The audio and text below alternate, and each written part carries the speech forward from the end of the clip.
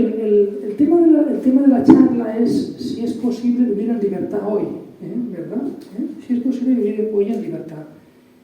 Y yo lo que voy a hacer, miro desde ahora el reloj para hablar más o menos el tiempo que hemos previsto. Yo quería decir que dedico esta charla que voy a dar a mi tía, que me acabo de enterar hace escasamente una hora que acaba de fallecer. Entonces, una persona que le tenía un gran aprecio, una gran estima, y que creo que es una persona que me ha enseñado a mí a vivir en libertad, porque era una persona que tenía claro lo que quería hacer en su vida y que ha sido siempre consecuente con ese tipo de persona que quería ser, y ha llegado al final de su vida pues siendo aquello o aquella persona que quería ser. Con lo cual, para mí ha sido un referente y quiero dedicar esta charla a ella. Bueno, el tema de la libertad, puede parecer que, bueno, vivir en libertad, ayer daba una charla en otro sitio y alguien me preguntaba en el coloquio, después podemos tener un poquito de coloquio, si queréis, me preguntaba si realmente es posible vivir en libertad hoy. Digo, es lo que estamos hablando, ¿no? Es que claro, es que hay tantos condicionantes, la gente está tan como predeterminada, e incluso los algoritmos saben también qué es lo que uno quiere, que bueno, que no es fácil vivir en libertad. Bueno, y de eso se trata. Y de hecho resulta a veces frustrante constatar que uno en teoría es libre, porque uno a nadie le obliga a hacer nada y en principio puede hacer lo que quiere, pero en la realidad parece que uno no termina de ser libre.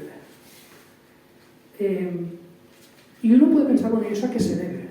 Es decir, ¿es utópico ser libre? ¿O uno realmente puede vivir en libertad? ¿Es posible conquistar la propia libertad? Esa es la pregunta que me gustaría responder en aproximadamente 30 minutos.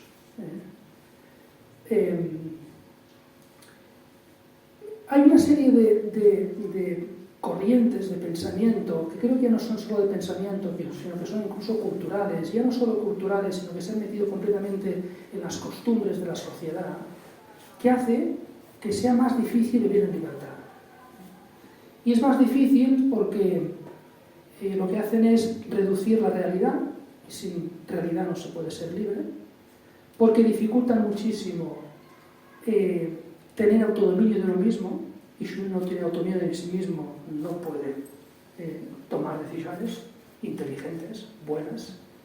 Y luego porque nos dificulta muchísimo el día a día, ¿no? Es decir, el ser consecuentes con aquellas cosas que nosotros hemos decidido. Una corriente que está muy extendida y que nosotros la hemos inoculado casi imperceptiblemente es el utilitarismo. Esa visión del ser humano según la cual lo importante es aquello que nosotros nos genera nos reporta algún tipo de utilidad. Es decir, nos interesa aquello que tenga un fruto más o menos inmediato, aquello que tenga un resultado, y no concebimos que haya criterios que vayan más allá de lo estrictamente útil. ¿Es útil? Bien. ¿No es útil? Entonces lo rechazo. Y hay muchas cosas en la vida que no son directamente útiles, sin embargo son importantes. Otra corriente que está muy extendida es el hedonismo, ¿verdad? El hedonismo. El hedonismo lo que nos lleva es a pensar que lo importante, lo que realmente nos hace felices, y la libertad lo que persigue es la felicidad en definitiva, ¿no? Cómo ser felices, es la experiencia del placer. Con lo cual, uno cuanto más placer experimenta en la vida, más libre es. Y si uno experimenta poco placer, o no digamos ya dolor, entonces esa persona es una persona necesariamente abocada a la infelicidad. No puede ser feliz. Y esto realmente no es así. Realmente no es así. Hay cosas agradables que a veces nos pueden hacer daño y hay cosas a veces desagradables que nos pueden reportar bienes.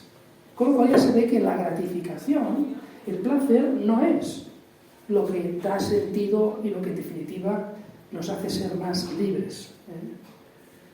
Y ¿qué pasa? ¿Que el placer no es importante? Claro que es importante el placer en la vida. Pero el placer no es todo.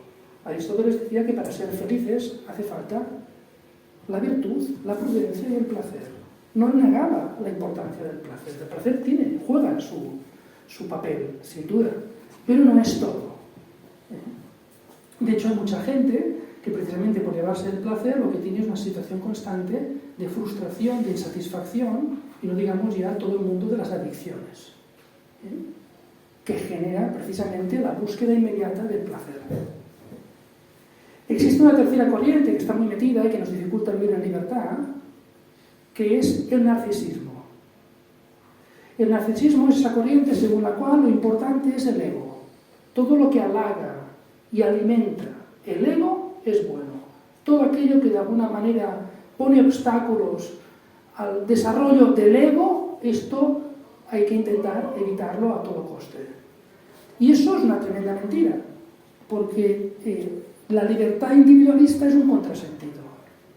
La palabra libertad del idioma indoeuropeo significa estar entre amigos.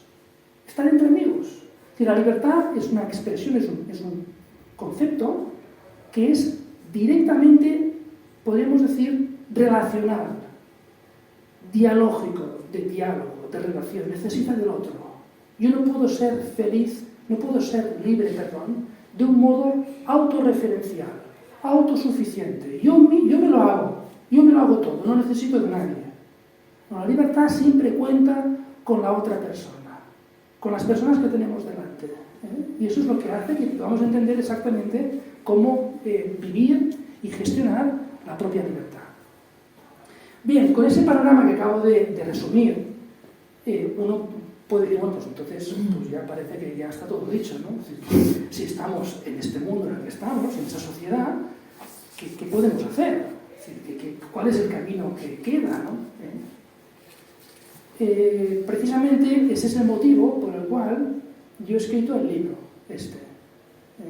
que hoy estoy presentando en esta magnífica ciudad. Porque veo que mucha gente quiere ser feliz, podría ejercitar la libertad de un modo maravilloso y sin embargo vive apocada, vive replegada sobre sí misma, vive triste, vive insatisfecha, vive frustrada. Y yo que me dedico al mundo universitario y constantemente estoy en contacto con gente pues de 18, 19, 20, 20 y pocos años, es una cosa que lo veo y digo, bueno, pues esto hay que hacer algo. Y es el motivo por el cual he escrito este libro titulado Cómo vivir en libertad siendo uno mismo. Y para presentar un poco el tema de fondo, cómo vivir en libertad, que tenga que ver con el contenido además del libro que estoy aquí presentando, voy a partir de un escrito que quizá alguno conoceréis, de Immanuel Kant, que publicó una especie de folleto, panfleto, que publicó en 1784, titulado ¿Qué es la ilustración? Entonces él ahí decía que la ilustración es la persona que es capaz, es ilustre, ha entrado en la ilustración aquella sociedad cuyos individuos y ciudadanos son capaces de pensar con su propia inteligencia sin seguir de un modo acrítico lo que piensan los demás. La persona que es capaz de utilizar su entendimiento, su inteligencia, sin estar constantemente siendo apoyada por la inteligencia de los demás, ese ha pasado de la minoría de edad a la mayoría de edad. Bien, y decía también, y esto me puede servir para explicar un poquito el contenido fundamental de esta charla y que recoge el contenido también del libro, decía que para pasar de esa minoría de edad a una mayoría de edad, y eso que ahora que Carlos lo atribuía, se refería a la inteligencia, al pensamiento crítico, lo podemos referir también a la libertad, porque el pensamiento crítico es un aspecto fundamental de la libertad. Decía, hay que superar dos obstáculos. El primer obstáculo es la pereza o la comodidad. Y el segundo obstáculo es la cobardía o el miedo. Por tanto, la comodidad y la cobardía, o la pereza y el miedo, son los dos grandes obstáculos que tenemos que superar si queremos realmente conquistar la libertad. Por tanto, uno no puede decir, no, es que me ha tocado vivir en una sociedad en que es muy difícil vivir en libertad. Fíjese, ya lo acabas de decir, ¿no? todas esas corrientes que impiden vivir en libertad, pues el utilitarismo, el narcisismo, el hedonismo. Mira, pero, de acuerdo, pero nosotros, ¿verdad?, tenemos libertad. Nosotros podemos decidir qué queremos hacer de nuestra vida. Y esa es la pregunta que trata de responder el libro. Es decir, ¿qué quieres hacer tú con tu vida? ¿Cómo vas a vivir la libertad? ¿Cómo vas a conquistar esa libertad? Y la tesis fundamental es que para vivir en plenitud hay que conquistar primero la libertad. Y cuando uno conquista la libertad, entonces lo que sucede es que uno empieza a disfrutar realmente de la vida, empieza a disfrutar de su proyecto personal y empieza a disfrutar incluso del propio ejercicio de la libertad. Y cuando no lo hace, cuando se deja llevar por esos obstáculos que Kant mencionaba, de la pereza y del miedo, y entonces uno pues se deja llevar, hace que la vida transcurra pues un poquito movido por la inercia, por las cosas que acontecen alrededor, pero no por aquello que yo decido realmente. Entonces, efectivamente, uno no disfruta de la vida, no disfruta de la libertad e incluso empieza a sufrir esa libertad. Sí, pues efectivamente me doy cuenta de que yo no soy libre, que estoy tan condicionado por cosas de mi exterior y por mis propios digamos, hábitos adquiridos con el tiempo, que realmente no acabo de hacer aquello que quiero. A mí me gustaría, si me lo permitís, centrarme un poquito más en los miedos. La pereza es evidente, nos la encontramos todos los días, ¿verdad? Este mundo en el que parece que lo importante es la gratificación inmediata de los propios deseos, pues lógicamente eso tiene que ver con la pereza, ¿no? A uno le cuesta hacer las cosas porque le apetece más hacer otras cosas que me generan algún tipo de satisfacción más inmediata, ¿no? Pero, claro, ¿cuál es el problema de dejarse llevar por el miedo? También por la pereza. El problema es que uno constata que en la vida no lleva las riendas. No es él quien lleva las riendas de su propia vida. Y eso es una cosa grave.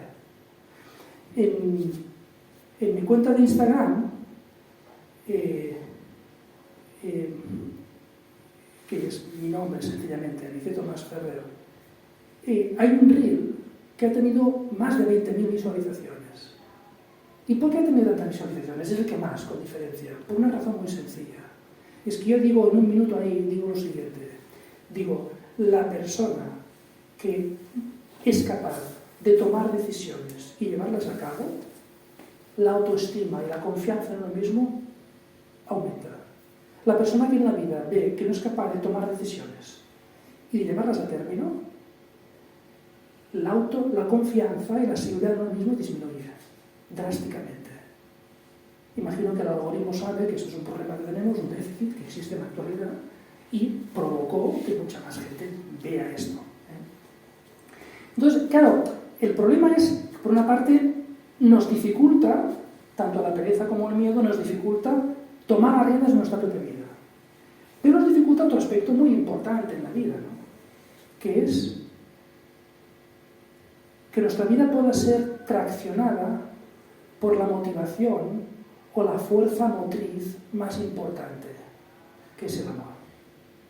Y existe podríamos decir, una incompatibilidad entre una vida llevada o traccionada por el miedo, por los miedos, y una vida traccionada por el amor.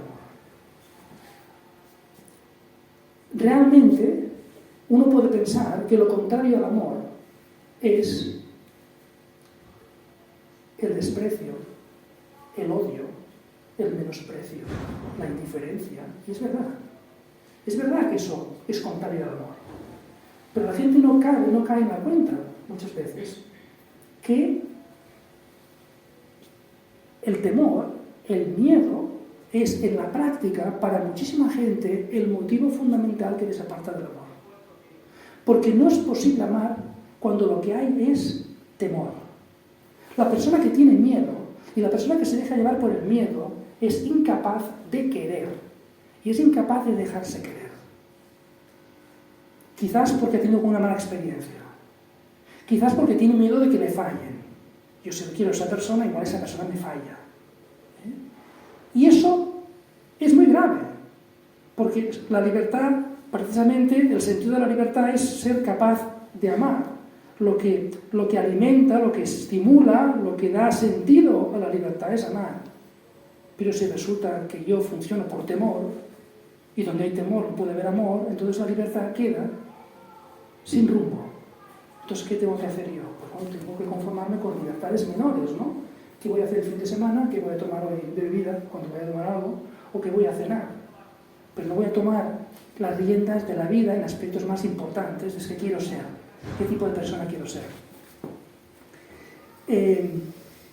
Hay un neurocirujano que dice en sus investigaciones que las redes neuronales por las que circula la confianza son las mismas por las que circula el temor. Por tanto, que uno o vive con la confianza o vive con el temor. Y la confianza es muy importante, está muy relacionada con el amor. Porque cuando uno tiene una relación de afecto con alguien, lo que más quiere de esa persona, aunque puede entender sus debilidades, lo que nos cuesta más entender es la desconfianza. La desconfianza está en la base del amor. El primer paso de una relación de afecto es confiar en esa persona. Por tanto, lo que nos impide, en definitiva, el miedo es ser capaces de amar y de ser amados. Bien, entonces, claro, por eso es un tema importante. Vamos a verlo, son tres aspectos muy importantes. ¿Qué tengo que hacer entonces para ser libre? El libro está estructurado en 4 capítulos y yo voy a glosar brevemente los 3 primeros capítulos. Lo primero es partir de la realidad. Es imposible vivir en libertad si uno no parte de la realidad. Sobre la falsedad, sobre la fantasía, sobre el idealismo, no se puede construir una vida libre. La libertad hay que construirse sobre la realidad. Y por eso el narcisismo, el utilitarismo y el hedonismo nos impiden ser libres, porque presentan solo una parte de la realidad, solo lo útil, solo lo placentero, solo lo que concierne mi interés personal. Todo lo demás que va más allá de eso es como si no existiera. Evidentemente, esto es recortar tremendamente la realidad. Y no hay peor mentira que una media verdad. Y al igual que no es peor mentira que una media verdad, no hay peor realidad que media realidad, que está cortada. Esto está seccionado. Entonces, donde a veces tenemos problemas es partir de lo más elemental, que somos nosotros mismos. Es decir, lo que me viene dado yo. La importancia, por tanto, del conocimiento propio, de la propia aceptación y de quererse uno mismo. A veces no somos libres porque no nos conocemos suficientemente, no nos aceptamos y no nos queremos. Estamos, podríamos decir, avergonzados de nosotros mismos. Hay aspectos de nuestra vida, hay cosas que hemos hecho, ámbitos de nuestra, digamos, trayectoria vital, que nos resultan tan oscuros que nosotros ni los reconocemos. Preferimos ponerlos por debajo de la alfombra, como esa suciedad que no tengo tiempo de limpiar, pero la he metido debajo de la alfombra, y hago como si no existiera. Porque es como si huyéramos de nosotros mismos. Y a veces esa huida puede ser sencillamente el rechazo de tiempos de silencio, nos gusta mucho pues, el movimiento, nos gusta mucho el ruido, nos gusta mucho el cambio, No tenemos tiempo de reflexión, de silencio, de diálogo, de contemplación de la realidad. Porque tendríamos que estar bien con nosotros mismos, pero no estamos bien con nosotros mismos. Y como no estamos bien, lo que preferimos es movimiento constante. Y eso nos plantea un gran problema. Nos plantea un gran problema porque eso, lo que supone, nos condiciona muchísimo, condiciona la relación con los demás. Me hace susceptible. Veo posibles amenazas en todo momento. Me hace ser más... con los demás, a ver, esta persona quizá no ha pensado bien, ha hecho ese comentario porque no sé qué. Eso en definitiva me lleva a que como yo no estoy bien conmigo mismo, me doy asco a mí mismo a veces, me odio a partes de mí mismo, procuro no reflejarme, no mostrarme como soy a los demás. Y por tanto trato de aparentar.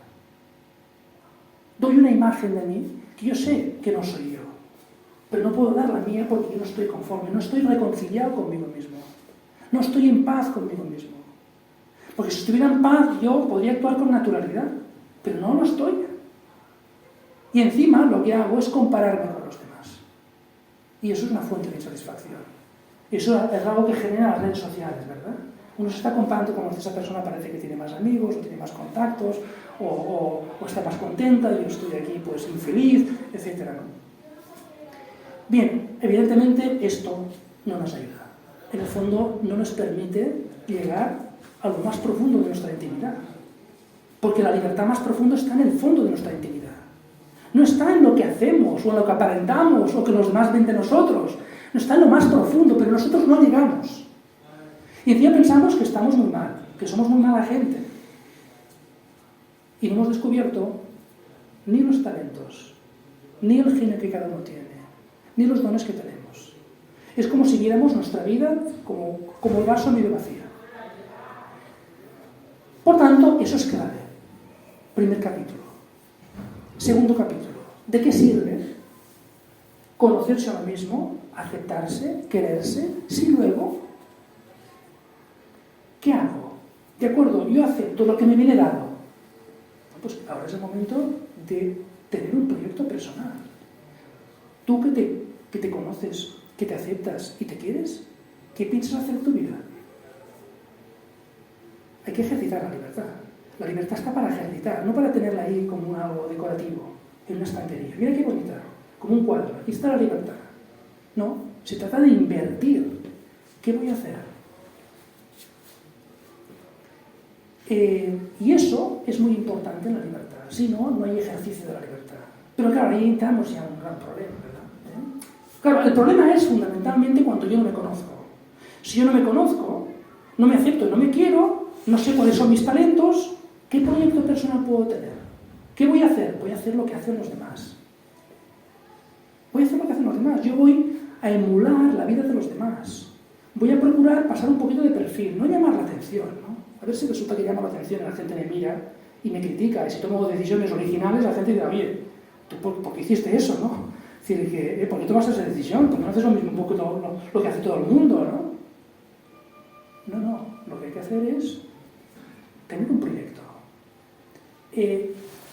Xavier Zubiri decía que el hombre, el ser humano, no es que tenga misión, es que es misión. Y esto es así. La libertad necesita de una misión.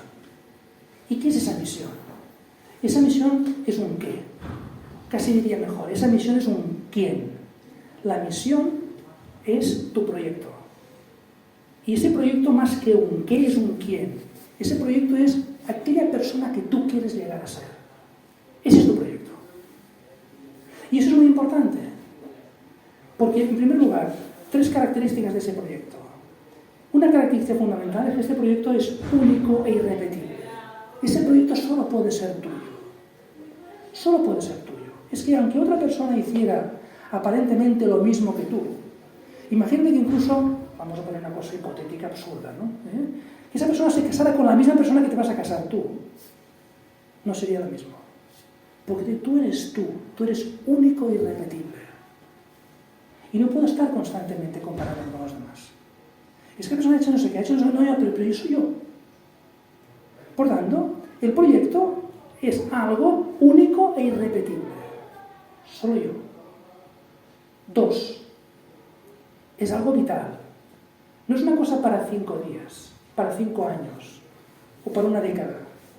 Como os decía al principio, al hablaros de mi tía, ¿no? Recién fallecida. Toda la vida. Es el tipo de persona que quiero ser. Y eso es importante, porque no hay que confundir el proyecto con resultados concretos, con hitos concretos o con objetivos logrados concretos. Porque yo confundo esto, entonces ¿qué pasa si por lo que sea, por causas ajenas a mi voluntad, no he podido llevar a cabo aquello? Yo quería tener esa profesión y no he podido. Yo quería montar ese negocio y he entrado en quiebra. O yo quería formar esa familia. Oye, y no ha podido ser, o ha habido una ruptura, una crisis. ¿Qué pasa? ¿Me quedo suspendido en el aire? ¿Porque esto era lo único y lo importante? No. El proyecto personal es ese tipo de persona que quieres ser, y eso significa ir hacia una dirección. Como que decimos, voy hacia el oeste. Hombre, aquí en el oeste hay ese monte que mide 4.000 metros. Bien, pues quizás lo puedes subir, te va a dar moral. Pero si resulta que al principio te lesionas y no puedes subir el monte, no se te acaba tu proyecto vital. Porque tú puedes seguir yendo hacia el oeste, aunque no subas ese monte. Y eso es importante. Y otro tercer rasgo característico del proyecto personal es que esté abierto a los demás. Antes lo hemos dicho, ¿verdad? Cuando decíamos que en el idioma indoeuropeo libertad significa estar entre amigos. Un proyecto personal llena la vida, confiere plenitud a la propia existencia si uno vive abierto a los demás. Si uno se despliega hacia los demás. Las puertas de la felicidad se abren hacia afuera, no hacia adentro, hacia afuera. Ese es el segundo capítulo del libro. Tercer capítulo. Y todo va concatenado. Me conozco, me acepto y me quiero. En base a ese conocimiento, tengo un proyecto personal, sé cuál es el tipo de persona que quiero llegar a ser. ¿Qué falta ahora? Lo que falta ahora es la realización personal en el tiempo. ¿Vas a hacerlo o no vas a hacerlo? ¿De qué sirve tomar una decisión? ¿De qué sirve conocerte, quererte, tener un proyecto formidable, si luego resulta que me pierdo en el día a día? Mi proyecto se va difuminando con el paso del tiempo. Y eso es el tercer capítulo que creo que es fundamental. Es fundamental porque muchas veces nos quedamos ahí enganchados. Ahí aparecen todas esas cuestiones, ¿verdad?, que hemos comentado. El miedo a defraudar, el miedo a fallar, el miedo a fracasar, el miedo a ser juzgado. Y eso, evidentemente, nos impide llevar a cabo eso que queremos hacer, ¿no? Y esos miedos tenemos que trabajarlos. Y no son solo miedos, yo creo que aquí podemos traer a colación de nuevo la idea de Kant, ¿verdad? Son miedos, pero también es comodidad, también es pereza. ¿Y qué nos sucede? Lo que nos sucede muchas veces es que no terminamos de ser coherentes. Si tenemos un proyecto personal, pero luego vivimos de espaldas a la realidad de eso que queremos llegar a ser. Entonces, para eso el tiempo es muy importante. Sin tiempo no se puede alcanzar la plenitud. Sin tiempo no se puede ser feliz. A mí me hace falta tiempo. Pero el tiempo hay que utilizarlo bien. ¿Y qué significa el tiempo? El tiempo significa que nuestra vida no puede ser una suma inconexa de instantaneidades. Ahora hago esto, hago lo otro, picoteo aquí, picoteo ahí, como una mariposa que va de una flor en flor. Oye, ¿tú hacia dónde vas? Hacia ahí. Pues lo que tienes que procurar es que tu presente esté vivido en consonancia con ese tipo de persona que tú quieres ser. Y eso es lo que hace que una vida no sea un conjunto de instantaneidades inconexas, como decía, sino que una vida sea una auténtica biografía, con un protagonista principal, que sabe lo que quiere y va a por ello. Y el tiempo tiene un aspecto también muy importante, no solo de duración, porque las personas maduran y crecen en el tiempo, cuando ese tiempo se invierte en lo correcto, en la dirección correcta, sino también el tiempo muy importante es el presente. Y lo que nos sucede en esa sociedad es que el presente es el gran ausente. Hay una ausencia del presente. Parece una paradoja, ¿verdad? Porque vivimos de un modo que estamos más pendientes del pasado, de la mochila que cada uno lleva de las cosas del pasado que no se reconcilia consigo mismo, o de las incertidumbres, de los temores del futuro que no podemos controlar. Y andamos un poquito agobiados entre el pasado y el futuro. Y el presente, que es lo realmente importante, porque es lo que está en nuestro poder y porque es donde realmente podemos amar. No se puede amar en el pasado, no se puede amar en el futuro, solo se puede amar y ser amado en el presente. Esto, sin embargo, no lo cuidamos. Y eso es fundamental. Es decir, vivir bien el presente. Vivir el presente. Y vivir el presente en consonancia con aquella persona que queremos ser. Bien, voy a terminar. ¿Es esto posible? Claro que es posible. Eso es perfectamente posible.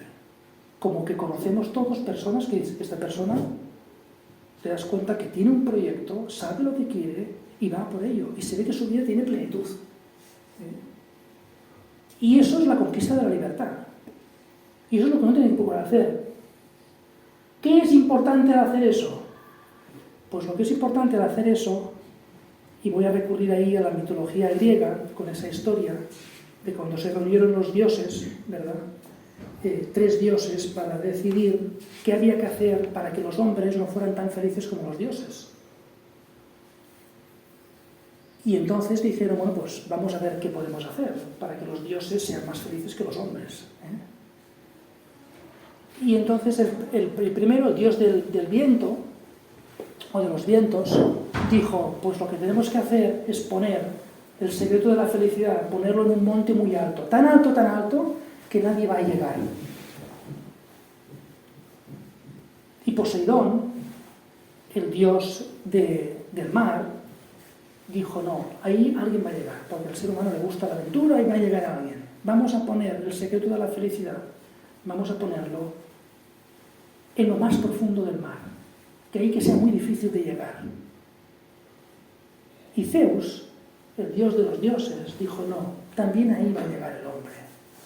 Donde tenemos que poner el secreto de la felicidad no es ni encima de un monte, ni en el fondo del mar, sino en el fondo del corazón de cada uno, porque ahí seguro que no llega.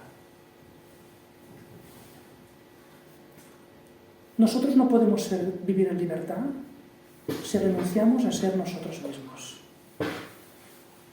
Y renunciamos a ser nosotros mismos cuando estamos dispuestos a vivir de un modo superficial, pero sin llegar al fondo de cada uno.